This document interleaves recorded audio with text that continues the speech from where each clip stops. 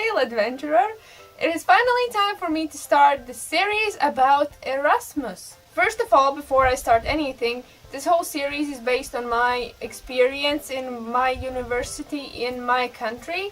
So wherever you live, it may be different. The basics and everything are the same. Secondly, the full links of everything I talk about or the places where I take my information from will all be in the description, so you can check them out. This whole series will be made out of 3, 4 or maybe 5 videos, and in this video I will tell you about what exactly is Erasmus and the things you should know before you go, and if you are even eligible to go. In the second video I will tell you about what documents you need and how the application process happens. In the third video I will tell you about how the actual going there, communicating with universities, doing the paperwork works. And then I will talk about what happens when you return, what documents you need, if you need to do something in your school and everything else.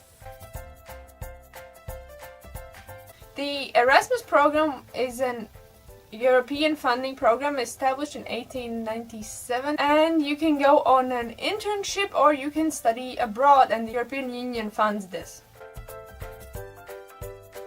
It can be from 2 to 12 months during one study period. A study period is either your bachelor's degree or your master's degree or everything. So if I had 4 years of bachelor's studies, I could go for a maximum of 12 months within those 4 years.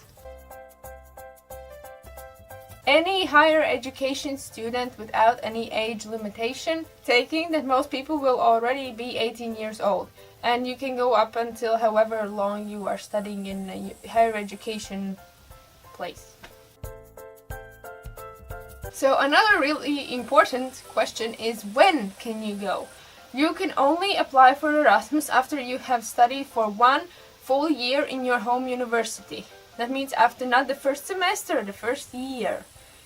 And usually, like, your first year ends in June about, and application process for the fall semester, which starts in September, has already started in February or March of while you are in your first year. So in your second semester of your first year, you can already start applying for going on Erasmus in your first semester of second year. I hope that was understandable.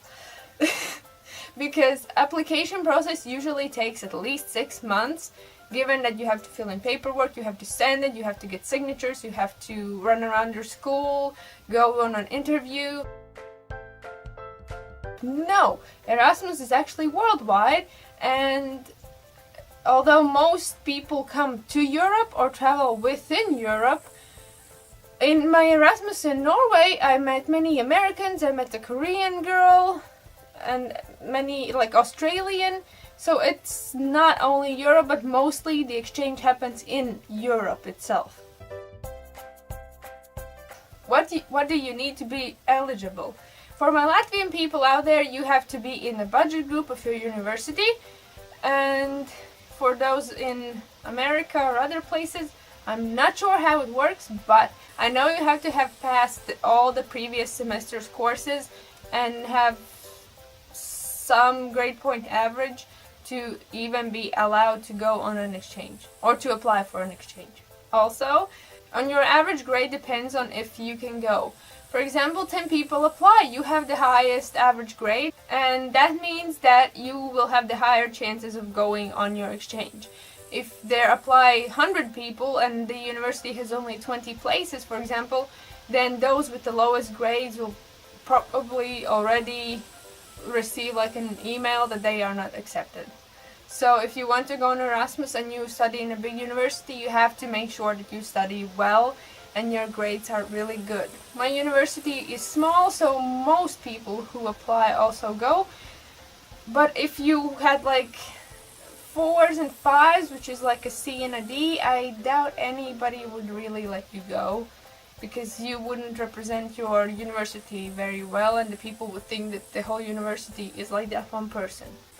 Also, if you are not from an English-speaking country, your English skills will be tested before and after the exchange, but this usually happens after you've already been accepted and you have already filled in all the paperwork.